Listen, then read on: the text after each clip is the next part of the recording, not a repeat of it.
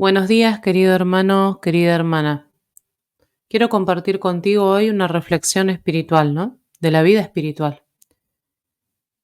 Empieza así.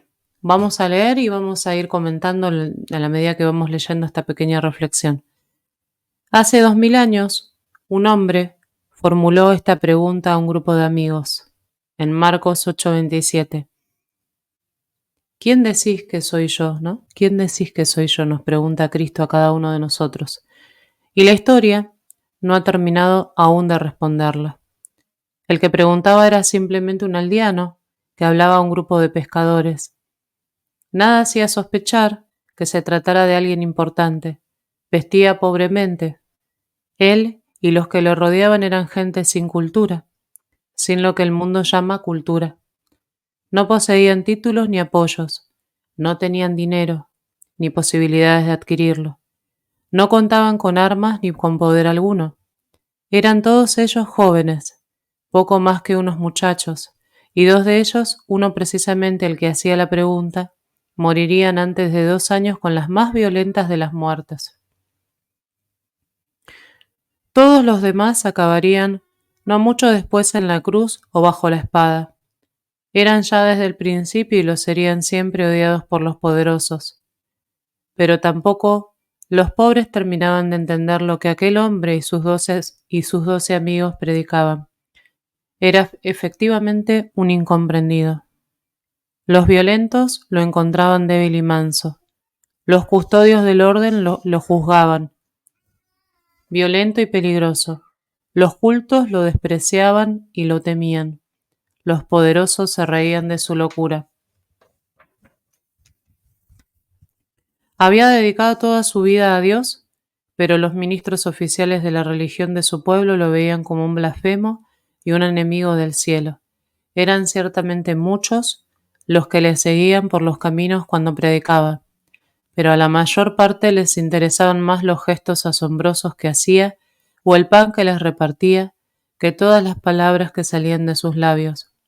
De hecho, todos lo abandonaron cuando sobre su cabeza rugió la tormenta de la persecución de los poderosos, y solo su madre y 3 o 4 amigos más le acompañaron en su agonía.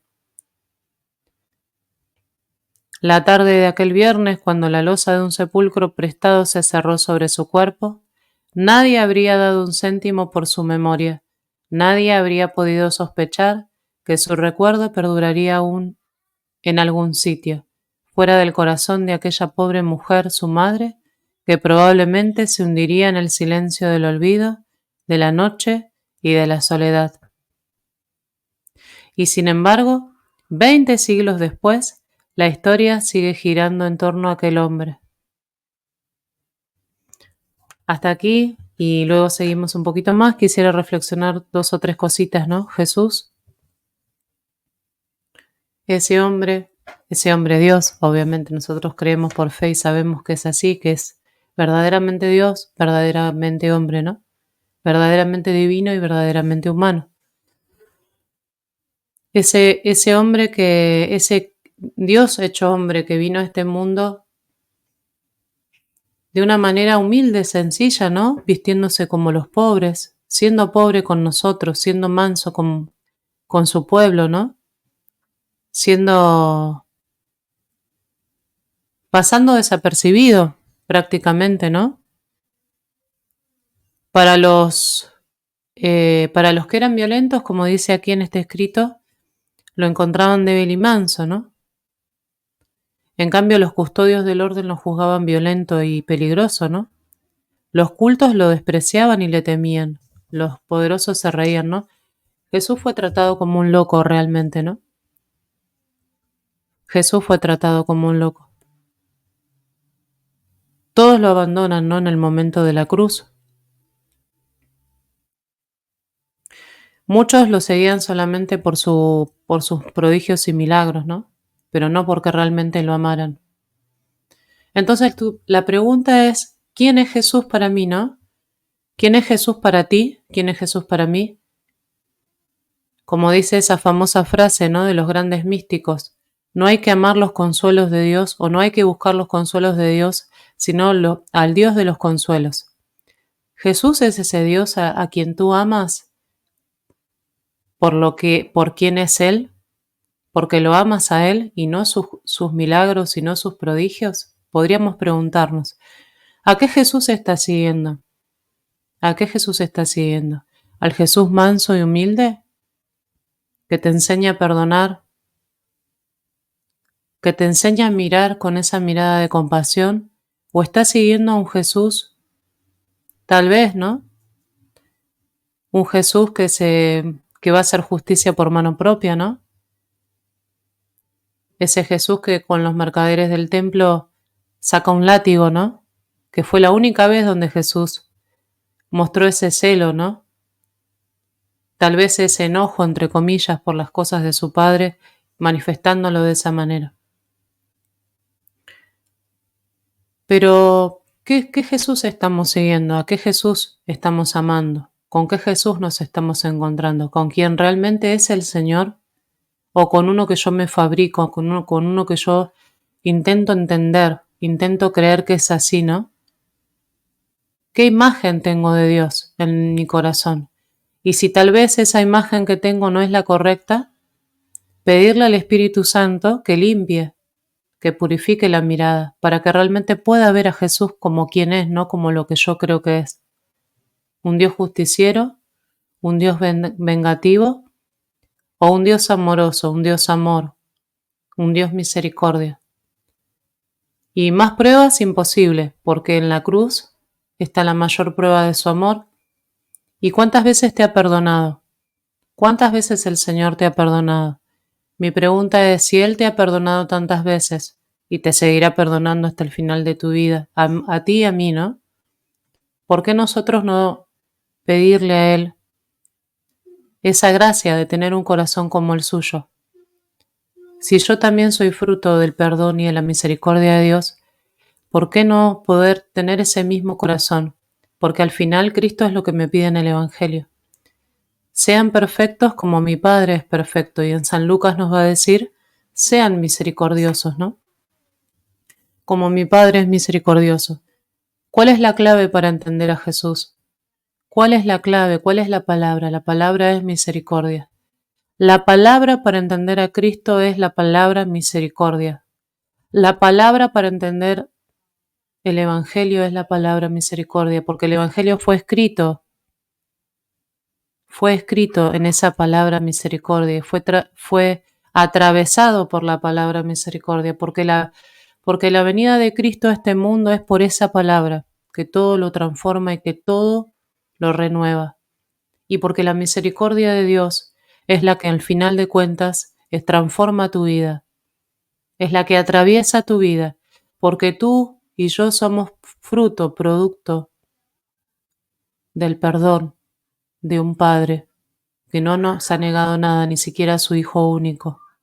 Ese es el Jesús que tenemos que conocer, hermanos, y que tanto nos cuesta porque tenemos el corazón tan cerrado, y que tanto nos cuesta porque somos personas muy resentidas, muy duros de corazón, y el Señor tiene que venir a transformar esta roca y tiene que reblandecerla, y tiene que tocarla, y tiene que transformarla, porque siempre miramos al otro con la mirada de juicio, porque siempre miramos al otro con la mirada de dureza.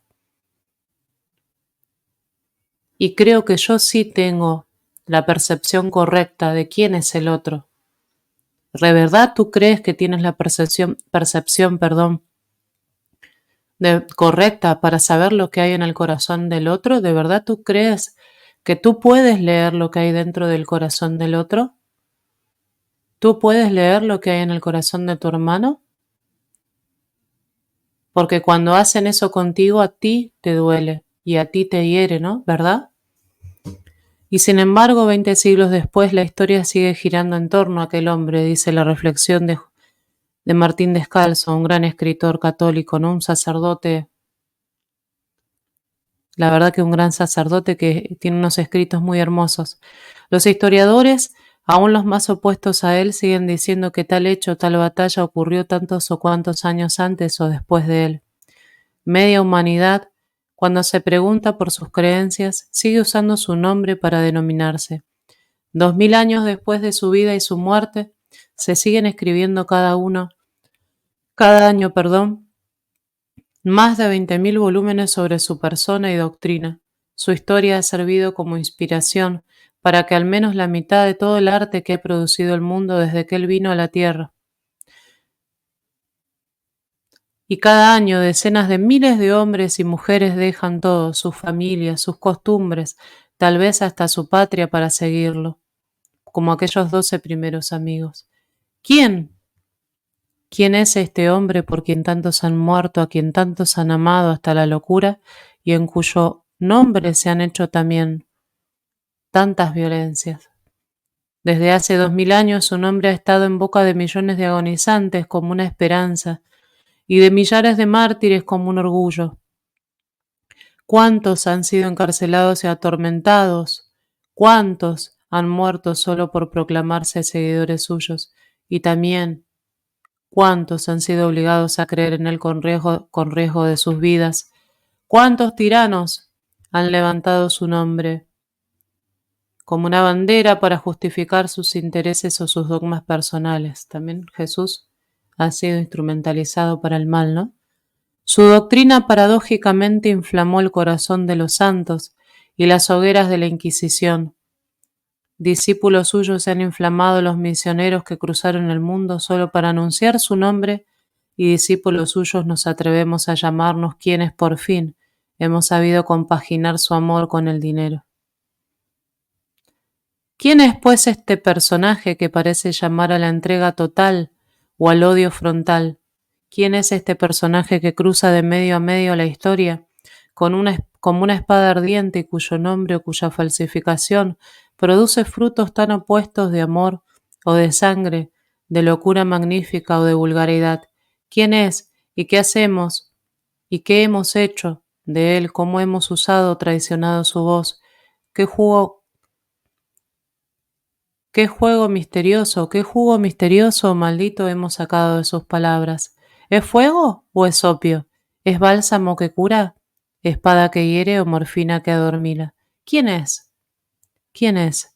Pienso que el hombre que no ha respondido a esta pregunta puede estar seguro de que aún no ha comenzado a vivir.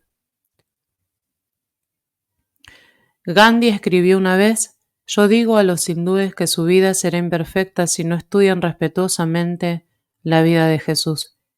¿Y qué pensar entonces de los cristianos? ¿Cuántos, Dios mío, que todo lo desconocen de Él, que dicen amarlo, pero que jamás le han conocido personalmente? Hermanos, vuelvo a hacerte esta invitación en el día de hoy. Que le pidas a Jesús que Él te revele su rostro. Yo también se lo voy a pedir, y es lo que le pido siempre al Señor, y también te lo pido para ti, y te invito a reflexionar en esto, ¿no?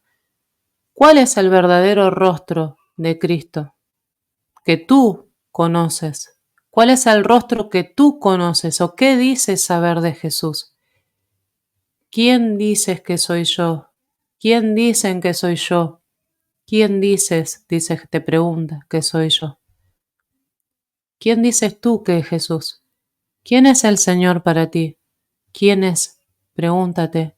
¿Es ese Dios a quien en su nombre han levantado una bandera, ¿no? Para justificar tus intereses personales, tu violencia, para justificar tus juicios, para justificar el que vas a decir la verdad al otro, hiriendo? ¿Ese es Jesús? ¿O es el Jesús que se revela como quien es, no? Como el rostro misericordioso del Padre. No son los que me llaman Señor, Señor, los que van a entrar, al reino de los cielos, dice el Señor, sino los que hacen la voluntad de mi Padre. ¿Realmente estamos haciendo la voluntad del Padre? Lo llamamos, ¿no? Y le decimos y lo reconocemos: Señor, Señor, Señor. ¿Es tu Señor? ¿Es tu amor? ¿Es tu Dios? ¿Es tu vida? ¿Es la voluntad de Dios lo más importante para ti? ¿Estás comprometido con las palabras de Cristo? Toma tu cruz y sígueme, ¿no? Toma tu cruz y sígueme. El que no deja todo, ¿no? Casa, padre, madre. Esas palabras es un llamado para todos, no solamente para los religiosos o sacerdotes. Es un llamado para todos, porque Cristo lo pide todo y a cambio lo da todo, ¿no?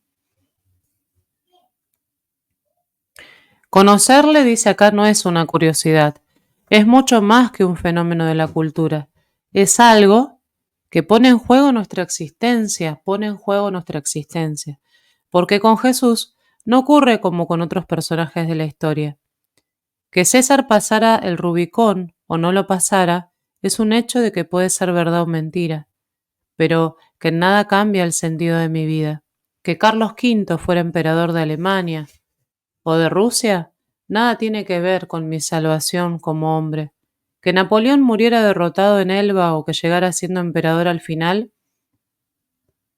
no moverá hoy a un solo ser humano a dejar a su casa, su comodidad y su amor, y marcharse a hablar de él a una alduela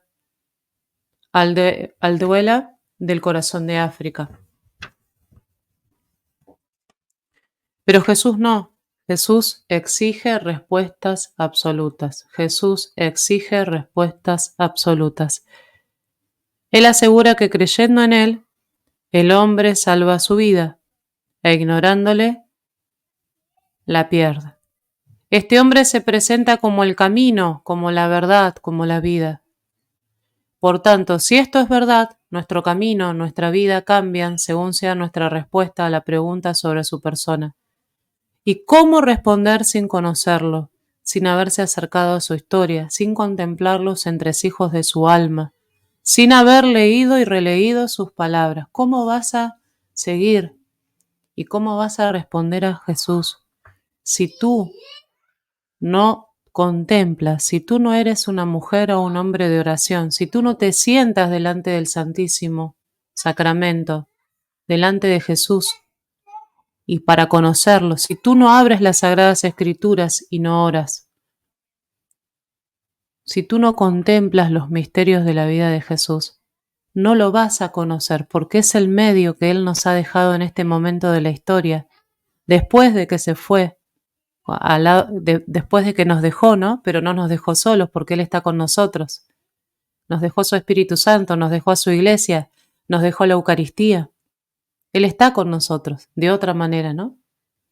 Pero si tú no te acercas a estos medios, no lo vas a conocer. Si tú no eres una mujer y un hombre de oración, si tú no eres un hombre contemplativo, un alma contemplativa,